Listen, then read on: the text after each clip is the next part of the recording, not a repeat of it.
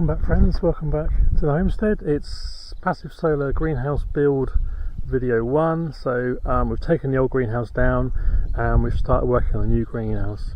So let's take a look back at taking down the old greenhouse and what was involved in flattening the ground here to get it ready to be able to move on to the next stage, which is to put the poles in. Started to take the greenhouse down, cock was crowing. You can see there's still snow on the ground, but I think we just need to press on really. So the plastic's all off now. That was a bit of a job actually. I didn't get any footage of me doing that, but just the frame to come down now. And as you can see, it's actually pretty wobbly. This is definitely its last year of life anyway, as a functioning greenhouse, so we picked the right time to change it.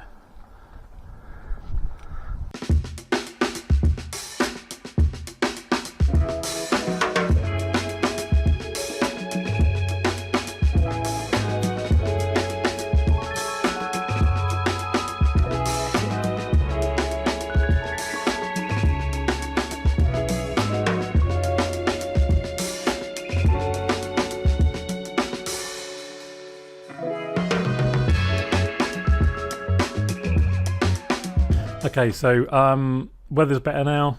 Time to get on with looking at the layout. Been measuring out the land. Where's the highest point where I've just pointed to, and it slopes away down towards the old greenhouse. I've got the yellow string out to mark out where I want the new greenhouse to be located, and it's all marked out at ground level to the highest point. So it shows me at this end I've got quite a lot of land that I need to make up, more than I'd actually thought about in the first place, but no problem. So the next step really is just to get on and start clearing the turf off the top and any of the weeds. So the first thing I'll do is decide to make a kind of, I don't know what you call it, a ditch really I suppose, around the outside perimeter. So just a reminder, this is 3.5 meters wide by 8 meters long. On the design drawing, this is where eventually there should be some nice pebbles or stones around the outside of the greenhouse. And as it's kind of the first few days of spring, I'm a bit out of shape, shall we say, and finding this quite hard going. But never mind, discovering muscles that I never knew I had. And working off some of that winter fat. As part of it, obviously, also I want to remove traces of the old greenhouse and put that land back to how it was. So, you know, I believe in. I think it's interesting, these building sites, when they've got a lot of mess when they're going on, and then when they leave, it's as if they've not been there.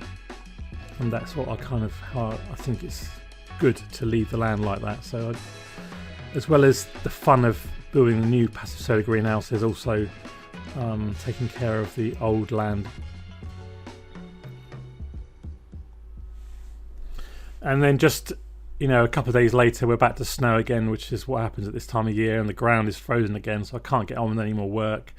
And I've got to wait again until we have some sunny days and the snow goes. So good weather has returned, and the first task now is to remove my absolute nemesis, which is ground elder. I can't remember what it's called in Latvian. It's also called bishop's weed, and as an extensive root network, you can see it's worked along the outside of the old greenhouse.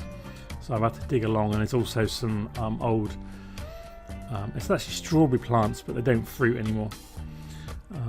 So really got to dig out, the slightest remnants of weed root left, and that will all come back. And then just to scrape off, this is the bit I really didn't like, scraping off the turf off the top of the land, so that we can work through, just get on with it really and clear it all off. And then what we actually did was use this turf to patch up some holes and places around the garden where footpaths had worn away.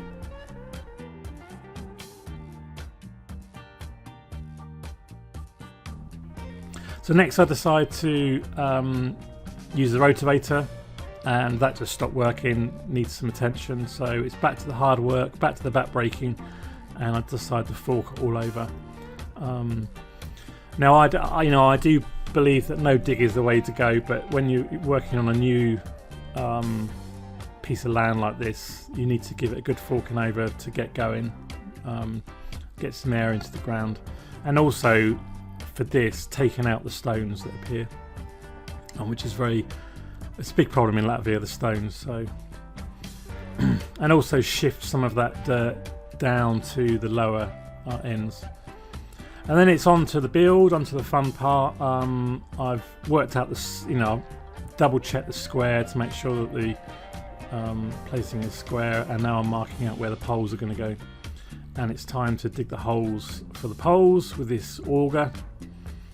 Now the big risk here is that I hit a massive stone that I have to dig out. It's a real tense moment, and every time that auger goes clunk clunk, you think, oh no, is it a big stone, is it a little one? And each time I bend down and dig like I'm doing now, I'm trying to find out and drag out a stone, and some of them were pretty big, but they weren't massive kind of things that you need an excavator to get out, fortunately. You can see how not far down the subsoil is basically sand and gravel, as is very typical here in Latvia, and that will be put to good use later on. So we've got 5 holes to dig on either side, and I've dug these down about ½ metre, a little bit lower, just so I can put some gravel in the base, some bigger stones. And now you can see me digging one of those holes a bit closer. And what will we discover in terms of stones? I think I have to take out, and I've got that big metal rod as well, which I can use to lever out any stones. And here's a almost final hole.